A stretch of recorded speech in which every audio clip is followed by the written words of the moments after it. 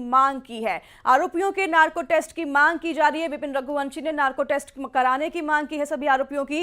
राज और सोनम के बार बार बयान बदलने की वजह से नार्को टेस्ट की मांग की जा रही है। विपिन रघुवंशी ने नार्को टेस्ट कराने की इन आरोपियों की मांग की है। खास तौर पर सोनम और राज कुशवाहा के नार्को टेस्ट कराने की मांग विपिन रघुवंशी की तरफ से उठी है और विपिन रघुवंशी ने यह भी कहा है कि साजिश में और लोग शामिल हो सकते हैं। ये शक जताया है विपिन रघुवंशी ने। राजा रघुवंशी के परिवार वाले अब सोनम और राज कुशवाहा के नार्को टेस्ट की मांग कर रहे हैं।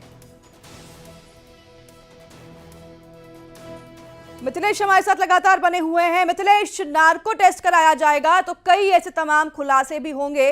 हालांकि परिवार वालों की तरफ से मांग उठ रही है, पुलिस इस पर क्या करती है, एक्शन लेती है, वो देखने वाली बात होगी। मिथिलेश, सोनम और राज बहुत ही शातिर हैं और सोनम ने अपनी पति के जो साजिश है बहुत अलग अलग तरीके से उसने प्लान किया था और उसके सिर्फ एक प्लानिंग नहीं थी, उसकी करीब लगभग 4 प्लानिंग उसने कर रखी थी राजा रघुवंशी की हत्या करने के लिए। और सबसे बड़ी बात है पूछताछ के दौरान तो एक सबसे बड़ी बात है यह कि राजा रघुवंशी के अलावा एक और महिला की ये लोग हत्या करने वाले थे और ये हत्या इसलिए करने वाले थे क्योंकि बाद में उस लाश को जला दिया जाता, उस शव को जला देते और ये कह देते कि ये सोनम का शव है और सोनम उसके बाद हमेशा के लिए लापता हो जाती है और सोनम के खातों में लाखों रुपए भी थे। प्लानिंग पहले से थी और राज का हवाला कनेक्शन सामने आ चुका है। सोनम, गोविंद, राज ये सभी जो हैं हवाला नेटवर्क से जुड़े हुए थे। अभी तक की ये बात सामने आ रही है, इसलिए इसमें बहुत जल्द ईडी की एंट्री हो सकती है। और दूसरी तरफ एक फ़ोन कॉल आता है बनारस से जिसमें एक लड़की कहती है कि वो सोनम को जानती है, उसने सोनम को देखा है और सोनम के बारे में कुछ जानकारी देके फ़ोन काट देती है। फिर एक और वीडियो सामने आ चुका है जिसमें एक लड़की भी उस पूरे हत्याकांड से जुड़ी हुई हो सकती है, ऐसा परिवार का दावा है। इसलिए उनके भाई का कहना है कि अब इस पूरे मामले में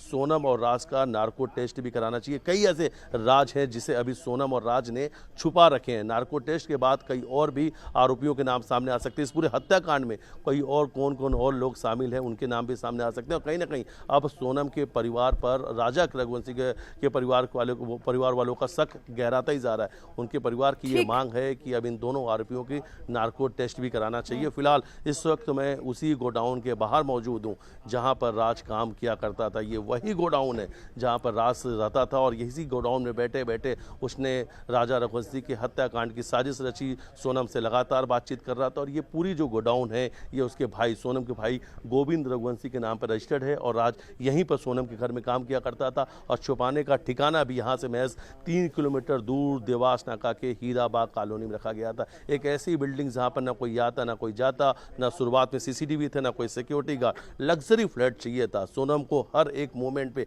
हर एक राजा रघुवंशी से जुड़े अपडेट को देखना था और सबसे बड़ी बात सामने आई है कि हत्या करने के बाद वो इंदौर पहुंचती है और अंतिम संस्कार अपने पति की जिसकी उसने हत्या की साजिश रची थी अंतिम संस्कार भी उसने टीवी में बैठकर एक तस्वीर देखी थी। यानी उसने पहले ही कह दिया था मुझे ऐसा फ्लैट चाहिए जिसमें टीवी जरूर होना चाहिए। यानी उसे टीवी में सब कुछ देखना था कि इस हत्याकांड के बाद में क्या कुछ चल रहा है और 14 दिनों तक वो फ्लैट में से ज्यादा बाहर नहीं निकली। हालांकि कुछ और भी अपडेट सामने आ रहे कि इंदौर में 1-2 जगह गई थी लेकिन रात के अंधेरों में गई थी, लेकिन प्लानिंग बहुत अच्छी कर रखी थी। और इन सभी सुविधाओं की अरेंजमेंट कर रहा था उसका लवर राज कुशवाहा। बहुत धन्यवाद आपका तमाम जानकारी साझा करने के लिए मिथिलेश।